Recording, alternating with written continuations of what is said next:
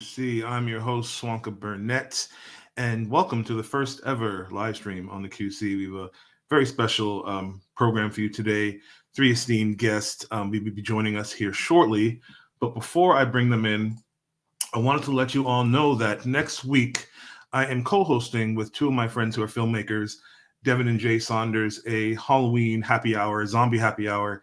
Um, Devin and Jay Saunders are filmmakers, like I said, and they're working with the director of the original Blair Witch Project film, Eduardo Sanchez, and they're working on a big project. And this event is going to be to promote that, talk about it, meet fans, have a few drinks. It's going to be a costume contest. So if you wanted to attend that event, it's in Leesburg, Virginia.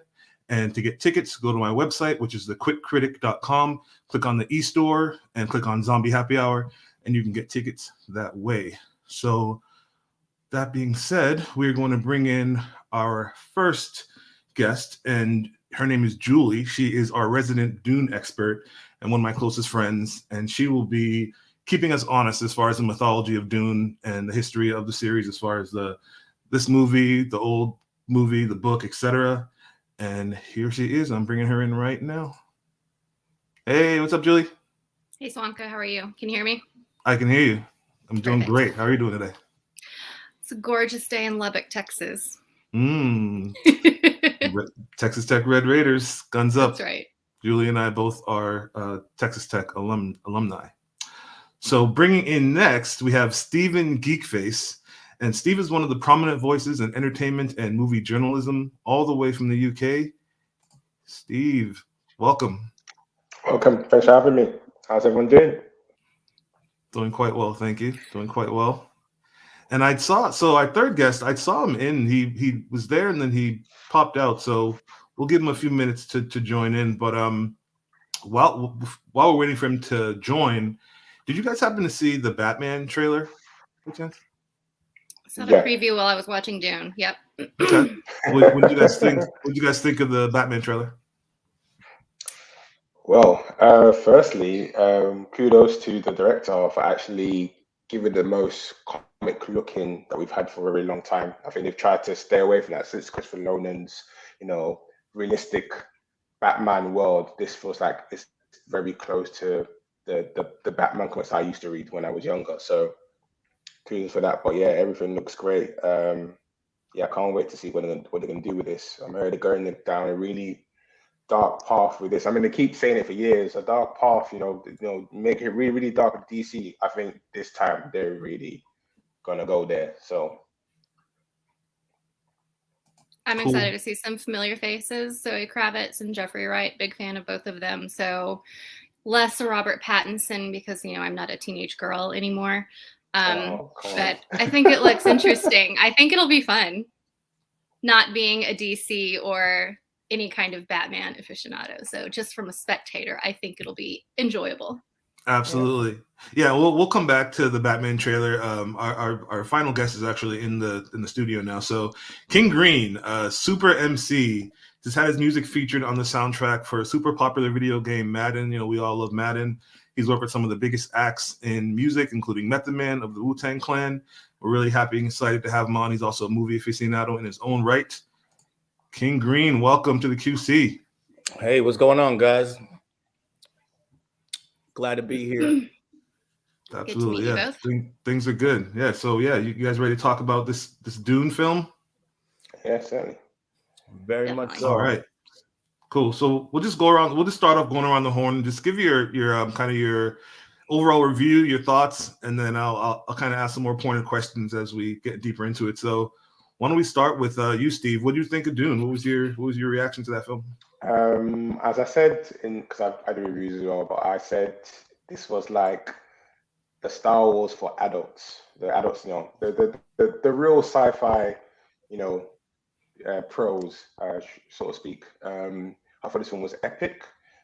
This is definitely a film you definitely need to see in the IMAX screen because they meant it for this one. I don't know if it was filmed on the IMAX cameras, and story-wise, I thought for the most part you can understand it. I could see some people get a bit lost with what was going on, but I thought it was a good time. I can't wait for the next one. So yeah, I'm a fan of Dune, even though I didn't like the original from from the early 80s, but this one, oh yeah, bring on the sandworms, bring all of them. David Lynch is a trip, so it's no wonder that a lot of people who couldn't watch the one from the 80s will hopefully be brought around to the Dune series with this one. Yeah. Go ahead. My bad. Yeah, I really liked the film, but I also didn't know if I liked it so much because I feel like there's been a drought with like sci-fi stuff or just movies in general. So I was super into it, but I definitely was not into the original at all. Like I didn't like it at all. But I read the book when I was 15, and it's like what I thought of when I was 15 when I was reading the book. This visually felt like that more so than what that David Lynch film. So I was into it. Okay. Julie, what were your thoughts? So I've been anticipating this movie for a couple of years. One, because of the incredible casting. I really like the story Dune. I'm a fan of the novels.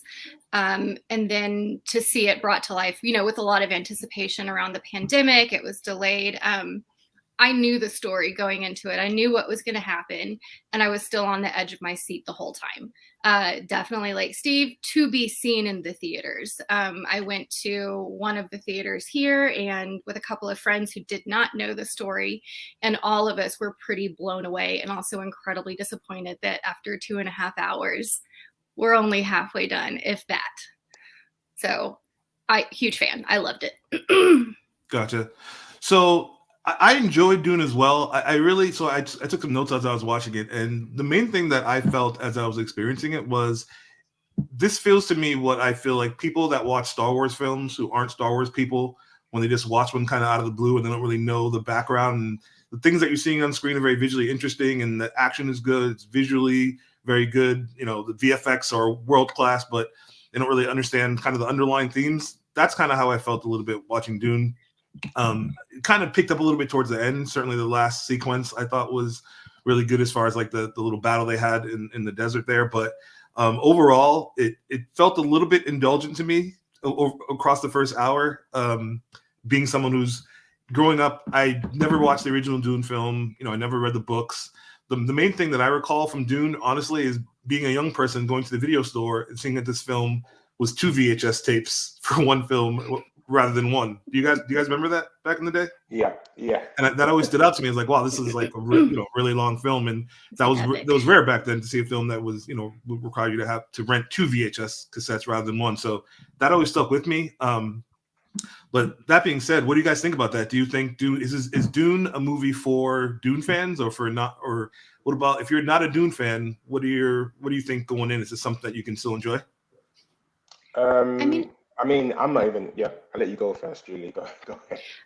I'm just going to say that it has a lot of the archetypes of all of the classical stories that we read in English that were pointed out. There was the Messiah, there was, parent-child relationships, there was an oppressed indigenous population, there was the comedic character who, R.I.P. Jason Momoa, Duncan Idaho's character. Duncan Idaho, Jason Momoa's character. So, it has all of the classic themes and archetypes from all of the stories that we read. So, yeah, I think this can absolutely be a story that anyone can enjoy. It is a very niche, even within the sci-fi genre, but I think it can definitely appeal to a lot of people. I think people get lost when they talk about like Arrakis and all these different type of planets, and there's no context before. But just like Julie said, it's just kind of a story that you can grasp. You get to know the characters pretty easily, and then they build the relationship between Paul and his father pretty quickly. But you kind of understand everything, and it kind of flows enough for you to grasp it. From the people that I know that watched it and didn't understand it, some of them turned it off. Some of them just were so visually amused that they just watched the whole thing. So yeah, stunning visually. That was my favorite part about this entire. Yeah. I think Denis is he's probably like my favorite director as far as like his visual components, other than like Wes Anderson. It's just I could just watch it without any sound. I don't even need to know the story. What do you guys think of Timothée Chalamet in the lead role? Did you guys think he brought brought something to the film that was unique? You think that was a good casting choice? I didn't like I think him at he first. nailed it. Sorry, Steve, you go on this time. Thank you. I didn't like him at first. I thought, because I said this, there was loads of things that was, as someone who grew up on Star Wars and not a real big fan of Dune, there was moments where I was like, yo, this kind of remind me of Anakin Skywalker at first. And I'm talking about the really bland acting, just seemed very, very bleh. But he grew on me as the film went on. And I thought, okay, if this is our lead man, I'm down. Let's go on this journey with him. But yeah, I thought at the beginning, it was a bit off for me. And it did have moments, like I said, remind me of Hayden Christensen's really dull. And I don't know if it was because it was written that way, or because I don't know. I don't know what it's like in the books, that particular character. But I just saw loads of similarities between that. So, but so far, it was good. Towards the end, anyway. So I thought he did a pretty good job, because when reading, and I'm not sure how well, I think Timothy is in his 20s in real life. In the book, he's supposed to be a 15-year-old. So as he was originally written, he is still just kind of a petulant teenager. And so I think that in the other previous movies that portrayed him, he was, definitely in his 20s. The one from 2000 on Sci-Fi, he looked like he was pushing 30. So I think Timothy Chalamet did a much better job of portraying that child who was suddenly thrust into a Duke role, who suddenly was thrust into a Messiah role. So I thought he did pretty good. Yeah, I think the character itself is just such an archetype that we know, like this tortured teenager that needs to be this sort of like leader and Messiah, that it kind of gets a little trite when you watch it. But this is kind of like the basis of that archetype, those Dune books. So it's like I kind of gave it a pass, but I completely feel what Stephen was talking about in the beginning. I'm like, why are you so like weirdly tortured and like you have everything. What's wrong with you? Yeah, it's just like, what's going on here exactly? But then I'm like, okay, yes, this is Dune. This is like what kind of started these like sci-fi archetypes and spaces. So it's like I just kind of gave it a pass. So have you guys seen? You guys are aware of the Riddick series, right? So it's Pitch Black, Chronicles of Riddick. Have you guys seen those films? I saw them. A long time ago. So this is going to be a hot take, and I'm really just saying this mostly to annoy Julie, because I know she's a big Dune fan. But I definitely got some like Chronicles of Riddick vibes, but just like kind of minus the fun. Julie, what do you think about that? I mean, yeah, there are some definite similarities, but I mean, as we, a lot of comparisons that I've heard, from other sci-fi series, this book was written in the 50s. So if anything, and I did read it, I started studying up this morning, because I was like, oh, I have to make sure I have some really interesting things to say, and I don't have to, can't disappoint Swanka. But I read an article that the director commented in that one of the things that they've had to deal with in the production was that Dune influenced Star Wars, so has hence influenced tons of other sci-fi series. But because this is being produced after, it's still having to deal and kind of compete with all of these other movies who have come out since then. So absolutely. I bet it was influenced. The visuals kind of similar, some of the themes, definitely I can see that. I kind of like the Chronicles of Riddick too. I'm a Vin Diesel fan. Not gonna lie. I love those movies. Pitch Black is one of my favorite like genre kind of science fiction horror films. Yeah, really good film. What do you guys think? Oh, go ahead. Sorry, go ahead.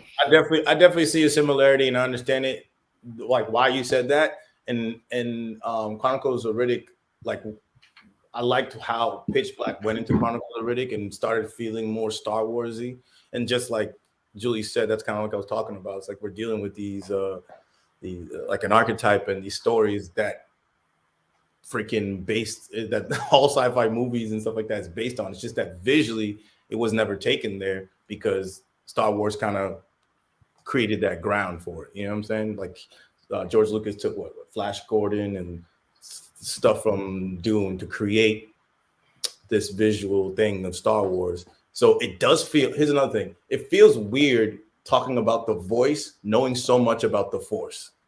Do you feel me? I'm like, the voice. I'm like, I know this came first, but I don't care. This sounds stupid as hell. This sounds dumb as hell. The voice sounds so dumb to me. I'm like, this is not the Force. Like, I actually believe in the Force. That's how much the Force is in my soul. Whereas, like, the voice, I'm like. And I totally agree. I think that's something that this movie didn't do a very good job of highlighting, the Bene Gesserit influence on politics, literal influence on other people with their voice. Towards the end, when there was the fight with the Fremen, and they were like, why didn't you tell us you were a weirding woman? I was like, well, she did some cool karate, but that wasn't anything. That to me, that wasn't anything spectacular. Certainly, I can't do that. But there was so much more that they could have done with the Bene Gesserit and their role in just international galactical politics. So that was a missed opportunity in my book too. Yeah, and go ahead. No, I just said agreed. Yeah, I thought it was kind of funny too. Like I'm not a huge Zendaya fan. I can kind of take her or leave her, but she's heavily shown in the promotional materials for this. And I feel like she's only in it for like the last 20 minutes or so, right? I mean, they seem to do that a lot with her, with that particular actress. That's the same with the Space Jam New Legacy. They kept pushing her out like, she's the main star, and I think she gets like maybe 5 lines. Zendaya was in Space Jam?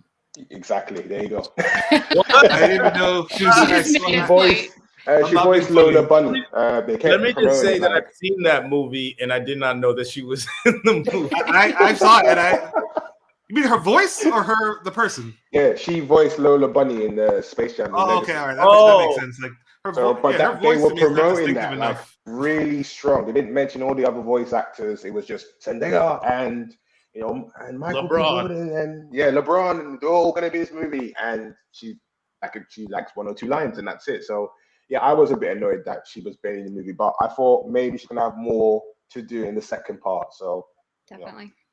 Which hasn't been greenlit, by the way. That's shocking. That's very shocking. What has been greenlit? Dune Part 2. The second movie. Yeah. Well, how did this do so far? So far, it's exceeding expectations. I Googled this morning. Yeah, all the reviews that I saw were positive. I didn't see really anything that was negative for the most part. I mean, I was seeing mostly 8s, 9s, and 10s. That's what I was saying. So, which I think is a little high. Agreed. It's agreed. Like 8s, 9s, and 10s. Fighting words here. Yeah. Yeah. My thing is. Go ahead.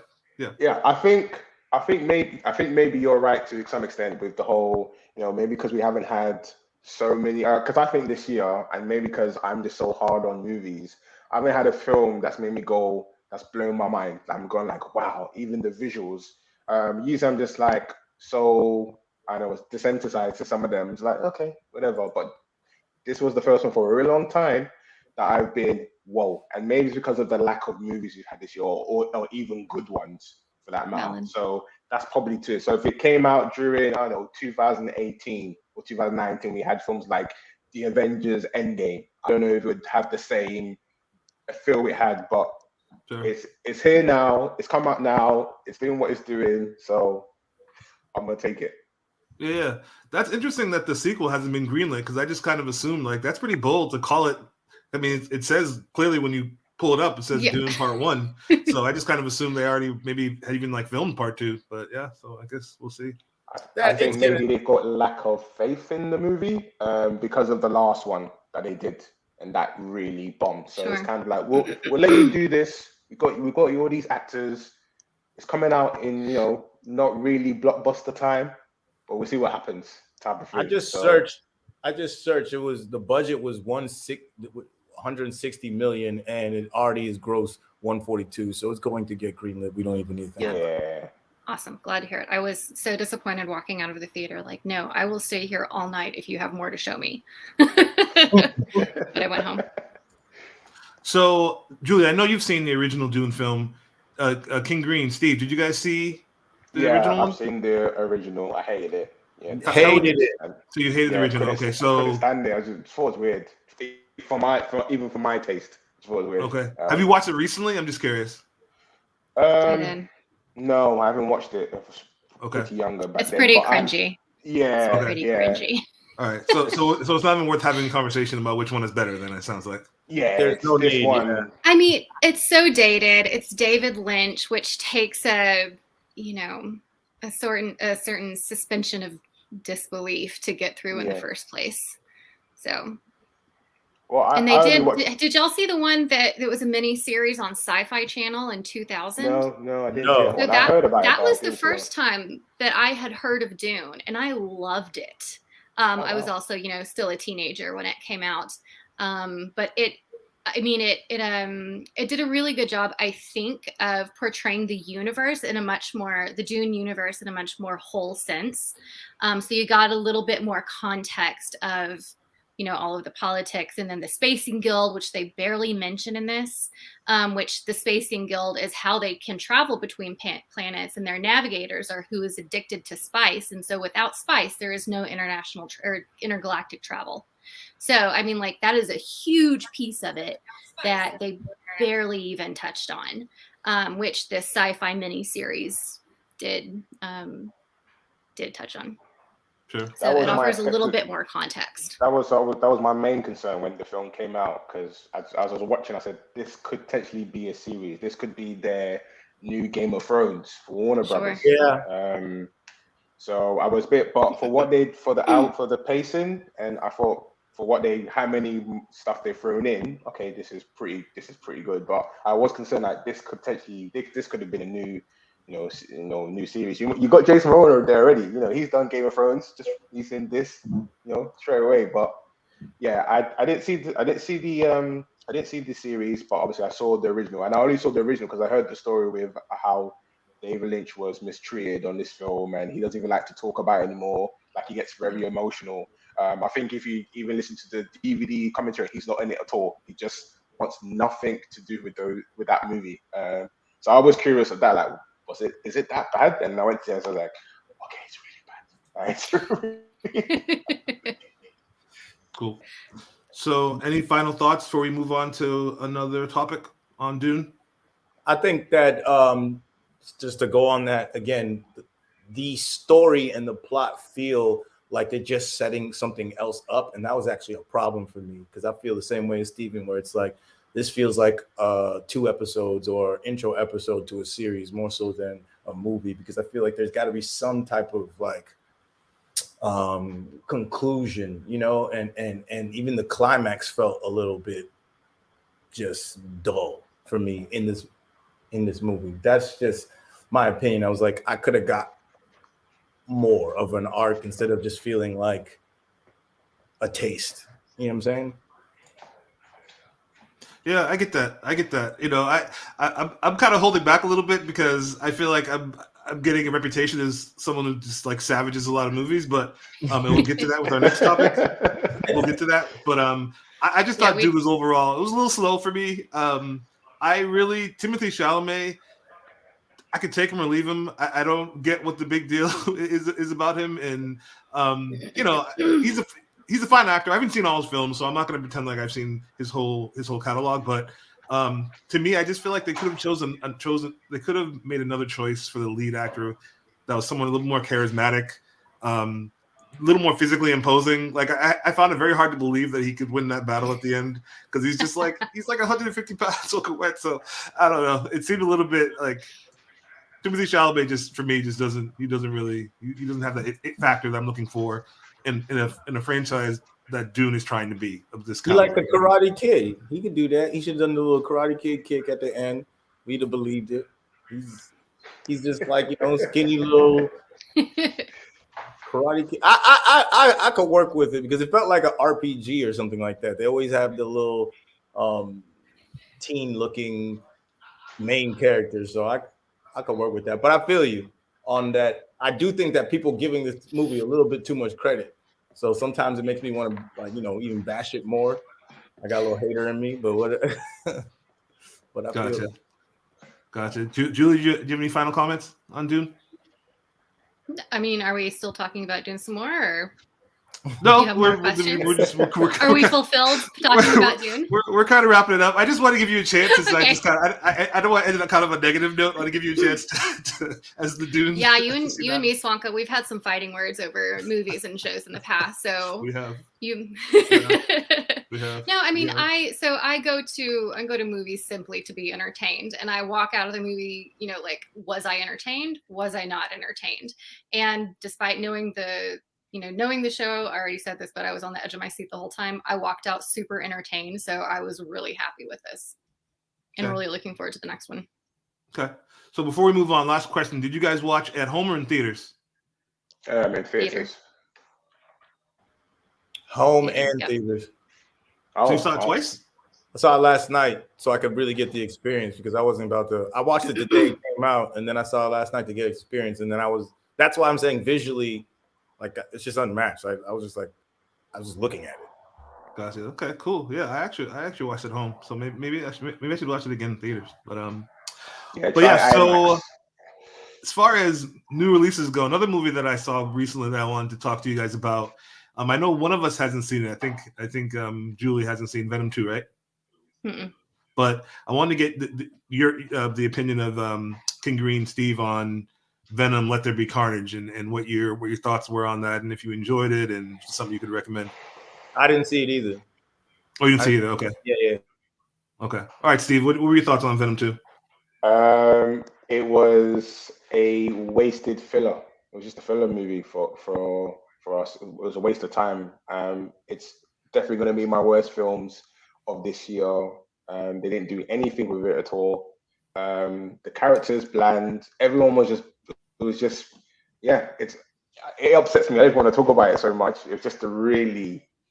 I mean, from what we've got from all the Marvel films, and it's just a reminder once again that these Spider-Man movies are not in safe hands with Sony. They need to go ASAP. I hated every moment of it. I mean, it had some moments, but it was just waste of time. The after credits is good. Little spoilers there for people who don't know. There is a nice. I feel like it's been out long enough now where I feel like it's not a Venom 2 spoilers is already. I don't passed. know. I mean, some people might not have. We're full spoilers on Venom today. Yeah. So he's according to that end credit scene, it looks like they're folding him into the MCU. So we'll see how that goes. But as far as the movie itself, my review of it, it's funny. I was talking. I'd asked Julie if she'd seen the movie earlier today, and she basically told me she didn't watch it because of my review. And so that gives you an idea what I felt about it. So I thought Venom 1 and Venom 2 were both entertaining films. Like, you'll have a good time watching them. And Tom Hardy's he has a lot of charisma, and the back and forth between him and the symbiote is interesting and funny. Beyond that, the movie is just the dialogue is laughable. I feel like it's not a Venom film. I mean, if you grew up reading the Venom comic books, which I did, then this is not the Venom that we know. And, it's just got this, it's just a movie that was created in like a marketing kind of like session, and it has this veneer of Venom over it, but it's not a Venom film. And it just didn't seem like the sequel really did anything with the character. I mean, if you really think about it, what was the character development of the Venom character in Venom 2? I mean, there was none. And, the Carnage villain didn't really have any motivation, so it just, we won't stay too long on it because I know only two of us have seen it, but I was very disappointed with it. And, but that being said, paradoxically, I'm still kind of excited for what they do with the third one, because I'm just like, are they making a third one? So I'm pretty sure. I mean, the end credit scene, if he's going to be in the MCU, the MCU isn't going anywhere. So unless they're going to have Venom be in a Spider-Man film, which probably is a better idea. That's probably a better approach, actually. That's what it looked like they're trying to do. Is trying to now have him with Spider-Man, and I just thought Woody Harrelson was a waste of time hiring him. I don't see why they got him. There was no carnage. The only carnage was me wasting my time watching that movie, to be honest. It's not one I don't recommend anyone to go and see. I'm actually one of the few who like the first one. Like, I know it gets loads of bad reviews, but I actually like the first one. I was like, this is a good film if I'd come out in, I don't know, 2002. But that second one, that was upsetting. All Very right, so upsetting. moving on to more positive stuff. What did you guys think of the Batman trailer? I know Julie and Steve, you guys kind of already gave me your thoughts on it, but King Green, what did you think of Matt Reeves, the Batman trailer? I really liked the trailer. It made me actually want to see the movie before, like on paper, just seeing who's going to be in the movie and the vibe from text. I was just not. I'm a Dark Knight fanatic, so that's Same. like the best Batman movie and one of the best movies, period, to me. So it's like, and basing off of that, that's like my standard, right? So then when I saw this, I'm like, I need to see something different. I need to feel different. And what's his name? What's my guy from Twilight? Robert Pattinson. Pattinson. Robert Pattinson is. I saw like all his movies before that he did with what's it called, The Lighthouse, and there's another one. Good Time. Tenet, I saw Good Times. That's an amazing movie. And when I saw that movie, I was like, I'm perfectly fine with him being in this role. And then I watched this trailer and I was like, I kind of see it. I see this feels like Seven. You remember the movie Seven? It feels like Seven mixed with like Batman. You know what I'm trying to say? And like the detective part. If they focus on that detective type of part and the like that type of energy, I'm so into this movie. And I even like what's her name as Catwoman. I'm so bad with Zoe Kravitz. Zoe Kravitz as Catwoman. I really like how she looks, and it looks based in reality, if that makes sense. Like the movie looks very much based in reality, so I like that. Yeah, no, completely agree. I think the film noir direction is a good direction to go for Batman. I feel like, Gotham City and the Batman character lends itself to that kind of world. And I think the Colin Farrell as a Penguin looks great. You can't even recognize that it's Colin Farrell, which I think is the correct. Was that who that was? That, I kept looking at him thinking, who in the world is this? Because he seems so vaguely familiar. And I knew I had read at one point that it was somebody famous. And yeah, definitely unrecognizable. So nailed it. Yeah, that's Colin Farrell under all that makeup. And he's actually getting his own spin-off show on HBO Max, a Penguin show. So yeah, they've already kind of said in the marketing lead up that his role is small in this film, but that they're basically setting it up for his show on HBO Max. So that could be pretty cool. Penguin show. Would you guys watch that? A Penguin show on HBO Max? As long as it's not like Gotham, then yeah, why not? All right. It's all good. Gotcha. But yeah, no. But going back to the Batman, I think it's going to be really good. I think if they're able to nail the tone that they've shown in the trailers, I think it's going to be really good. The only thing that's given me some slight pause is I feel like Batman needs somebody who's his physical equal to kind of fight at some point in the film. And if the main villain is Riddler, the Riddler is not historically someone who is like, going to be engaging with Batman in a fist fight. So, sure, he's gonna solve some riddles. He's gonna solve a crime or what have you. But I feel like Batman also needs a physical, adversary, and I don't know who that's going to be in this film. Maybe they just haven't shown it. Maybe it's Catwoman. Maybe there's somebody else that we don't know about. Did he have a physical adversary in Dark Knight? The Joker in that iteration of the Joker, even though they didn't really fight too many times in the film, really only once at the end. He was someone I feel mental. It was more a mental thing with the Joker. And because he was like, it was about how the Joker was like, I need you to break your rules. You have stupid rules and the world is dumb. Why do you have these rules? And he was like, Batman was not trying to kill him. So that whole scene when he was in the jail beating up on Joker was like one of the most powerful scenes because it's like he's fighting himself. You know what I'm trying to say? And it's right. And it's like, I agree with you, like in like the other Batmans, but if the Riddler leans more towards the mental gymnastics like Joker, I'm more into that personally than him beating up on some fight scene. And I don't need him to be like Jason Momoa. You know what I'm saying? I just need, I want some like crazy mental gymnastics out here.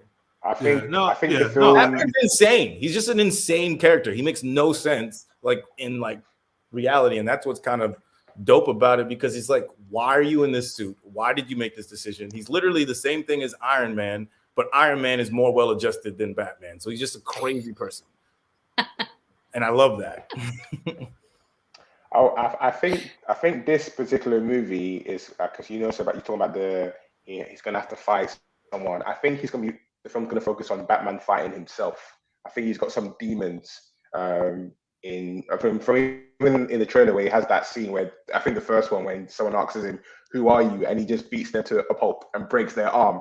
I think we're going to deal with him. I don't know if he's going to have he's going to have a psychiatrist in this movie.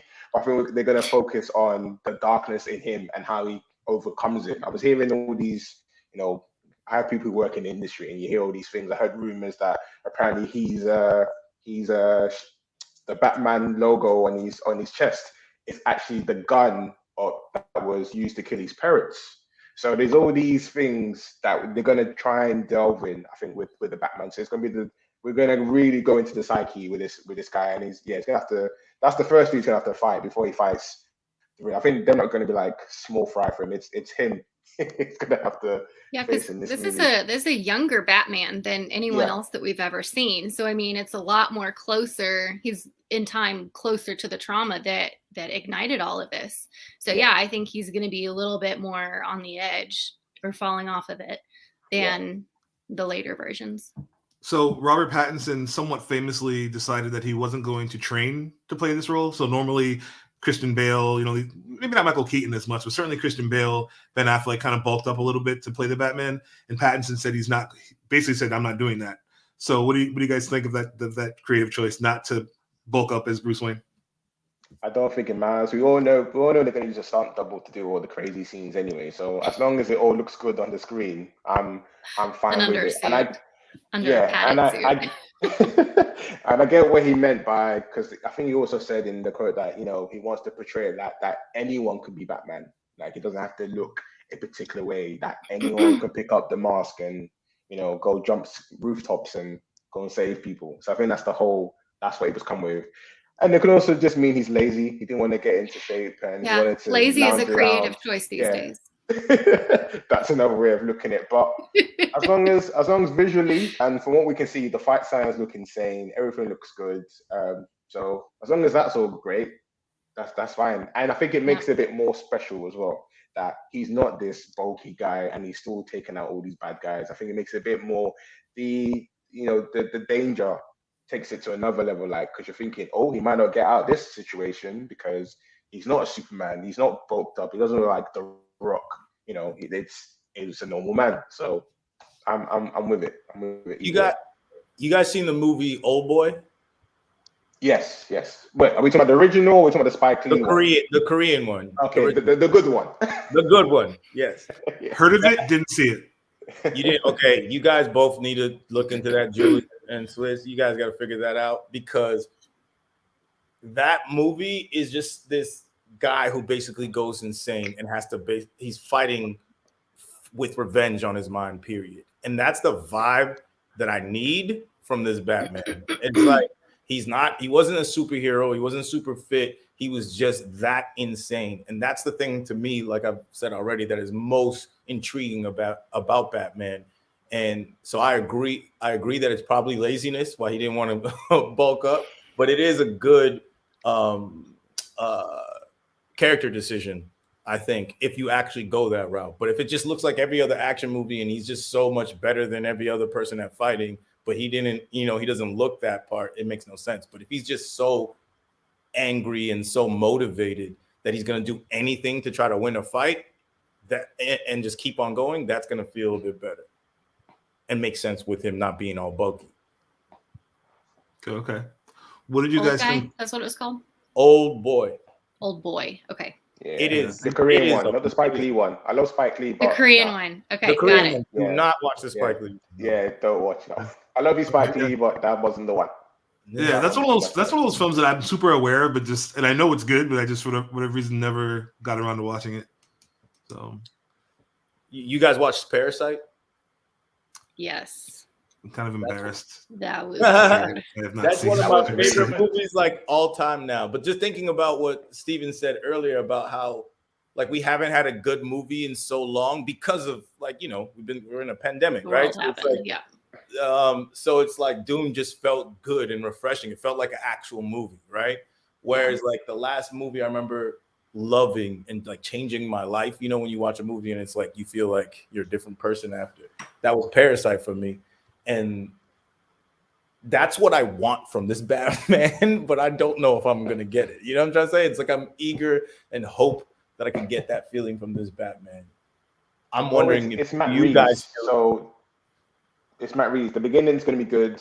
The ending may start falling apart. So I've got some expectations from this particular director. So he knows how to set the foundation, set the rules, set the world. When it comes to the ending, it kind of just hell breaks loose, as they would say. So What else has he done, Steven? He's done the Planet of the Apes films. I think Oh, the I second like those one films. and but the last one I didn't think it was that great. But the one before, oh yeah, that was amazing. The first two were great. Yeah, We're talking about Matt Reeves right now.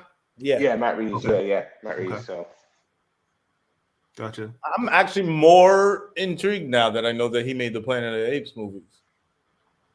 That's pretty. I love those first two. The third one I don't even remember. good. I didn't see the third one. I need to get around to that. Did he direct all three? no, he did the second one and the third one. I think it was another director did the first one. Okay. He did the second one and the follow up after that. So, Gotcha. Okay. If I'm not mistaken. Gotcha. Okay. Someone let me know in the comments or something. Gotcha. Okay, so last question on the Batman trailer, and then we'll move on to our final segment. What did you guys think of the Batmobile? Yeah, looked like armor. Whatever. Yeah, it was. I mean, no one's going to beat the iconic Michael Keaton Batmobile. It hasn't been replaced. All the other ones, I've just kind of accepted that they're going to just do their own thing. But I don't think it's going to be iconic. I think it makes it a bit more grounded. That looks like a normal car that's just got a few gadgets. It almost looks like they're just doing their stuff at home. It doesn't seem like they're trying to, like it's trying to use his money to make such a, Fast and Furious type of car. It's just like, I'm going to add one or two things here or there. So it's not too obvious that Batman is a billionaire. Because I've always had an issue with that with Batman. All the gadgets and gears. You're thinking, okay, whoever this guy is, he's got money. Let's go find his bank account. And we're gonna find out it's Bruce Wayne. There's no way. That's his power, right? I'm rich. Yeah. That's his power. So, unlike Iron Man, where everyone knows who Iron Man is, Batman's got a secret identity. So I think the car was fine. It looked nice. As long as it does what it needs to do. As I said, he's got the gadgets, it can drive up the walls like the Michael Keaton movie. I'm through it. So Green, what do you think? Facts. I mirror the same exact perspective. If it's not the Michael Keaton Batmobile or the one from the animated series, I don't give a damn about the Batmobile. It's like, it's just his car. Yeah. That's how I feel about cars in general. It's just a car. It gets you from point A to point B. If it does that, it's his car. He could chase the penguin in it. That's nice. Right. Can the penguin even go that fast? Like, come on. Gotcha. Cool. All right. So so you mentioned the Michael Keaton Batmobile. So that's a perfect segment or segue, I should say, into our final topic, which is the trailer for The Flash. Now I know one of us hasn't seen it. Is Julie? I think hasn't seen it, but yeah. So the Flash trailer, which is more of a teaser trailer, but there's a lot in there. What did you guys think? I'll let you go first, Mr. King Green. I'll let you go first on this one. Oh, you want me to go? All right. Well, I'll take that. I don't like that guy as the Flash. Let me just put that out there. I don't like that guy. I don't like his face. Ezra Miller. Guy, he's probably a nice human being, but when I look at him in the Flash, I'm like, I don't care about your life. I don't care what's going on. But I am such a geek that I'm into the idea of him splitting this DC universe and other characters coming in and all that type of stuff. Different Flash versions, which is basically them trying to answer what's going on with Spider-Man, because that's how this industry works, right? Someone's doing something, it's like, hey, let's do that on our own way. So I'm okay with that, and I'm intrigued, but I don't like that character. I didn't like most of the DC movies that came out, except for I was cool with Aquaman, cool with the first Wonder Woman, and that director's cut was actually pretty good of Justice League. So it's like a very light intrigue into this Flash. Very light intrigue for me. I'm on the same note. I think I know because I've got some people who I know some of the antics that's happened behind scenes of that particular movie that's coming out.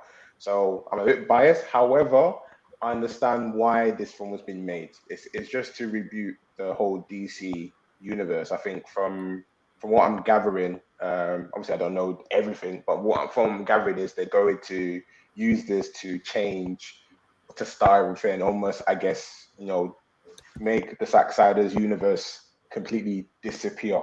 And no way of doing it with some time traveling and messing up with time and different dimensions and universes. So, but I am looking forward to Michael Keaton. It'd be great to see it, obviously, for the people who grew up on the original Batman movie. In terms of the Flash, he's still not my Flash. It doesn't work. It didn't work for me in the Justice League movie, even in the director's cut. Even though he had a really good scene towards the end, he's still not my Flash. Hopefully, he's directed differently in this one. I still don't like the look of the costume. It looks a bit silly in this one. I mean, the CW one looks a bit more accurate. They've even got the yellow boots now, but this one, I don't know. But we will see. I am looking forward to the Supergirl, as well, who's I believe is South American. So I'm looking forward to that as well. That's intriguing. But yeah, it looked okay. It was just the first look, so we'll see what happens from there. But yeah, bring on Michael Keaton, and I think there's going to be a little bit of Ben Affleck as well, and hopefully some other surprises that we don't know yet. So we'll see what happens anyway with this one. Maybe Robert Pattinson just pops up in that thing. Yeah, maybe, or George Clooney. Let's bring all of them back. George Clooney, bring them all. Bring them all. I think it's one of the best things about the Justice League director's cut to me was Cyborg. What do you think about Cyborg's arc, Steven? I thought it was really good. I to be fair, I actually liked his arc in the fake one, whatever how we call it now. The Whedon one. But this one felt even more fleshed out, so I enjoyed it even more. I thought it was very good. Some of the scenes at first, but I love the story. Really, really good. So yeah, I want a film from him, but I've already. That's what I was trying to say. I'd rather this Flash movie be about Cyborg than yeah. But there's been politics between the actor and the company, so I don't think we're going to get any time soon. But like I said, if I wouldn't be surprised now they're going to use this film to replace him. This is their film to say we've made some f-ups, from the other movies. We're going to clean it up with this one. We might keep Aquaman. We'll keep Wonder Woman. Maybe we'll make the new Batman, Robert Pattinson, part of the universe now, and even the Aquaman cartoon might be part of the universe as well. I don't know, but yeah, they're just trying to use this to start again, basically. Because because I think they know they messed up with trying to compete with Marvel, and I mean they're doing it now with this movie. I'm still not sure who came up with the idea first, whether it was Marvel with the whole multi-universe, or it was they already had this in the works with the Flash. But yeah, this seems like we're quality control. We're trying to clean our mess now with this movie. So as long as we get a good movie out of it, then I'm okay. But like I said, it just feels like it's gonna guaranteed. MCU came up with that.